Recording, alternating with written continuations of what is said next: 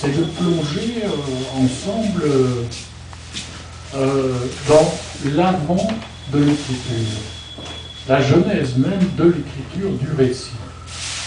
Donc s'interroger peut-être sur ce qui s'est passé comme événement et qui a produit cet écrit.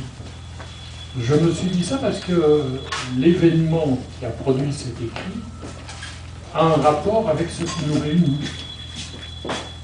J'ai eu personnellement à vivre à un moment donné un moment de confrontation, on pourrait dire, avec ma mère, que j'interrogeais au sujet d'un événement un peu triste. J'ai perdu 2 frères très tôt, et je l'interrogeais sur la mort, sur les circonstances de la mort d'un de ses frères. Et elle m'a dit quelque chose que je n'ai jamais oublié, et qui est un peu à l'origine de cette écriture que je voudrais aborder avec vous ce soir.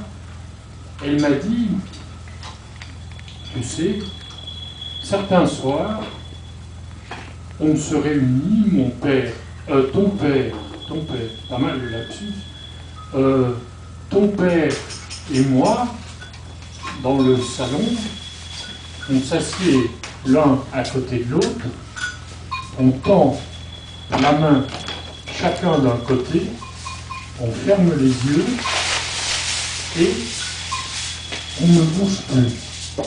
Le temps s'arrête. Quelqu'un a une rallonge supplémentaire? Et on tient chacun, ton père et une rallonge supplémentaire, la main d'un de tes frères morts. Hein? Elle m'a dit ça. Moi, je n'ai plus su quoi dire.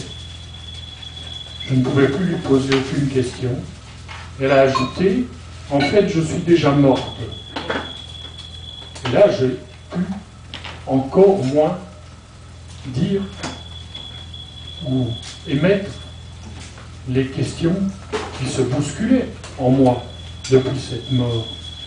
Ça m'a comme, on pourrait dire, encrassé sa réponse.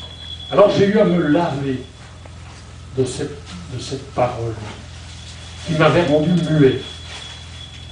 Et en rentrant chez moi, où je me suis effectivement bouché abondamment pour enlever l'espèce de couperet comme ça qui m'était tombé dessus, et bien dans la nuit j'ai écrit 40 pages.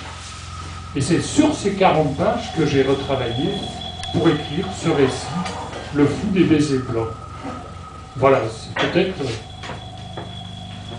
là que se situe l'origine même de cette écriture.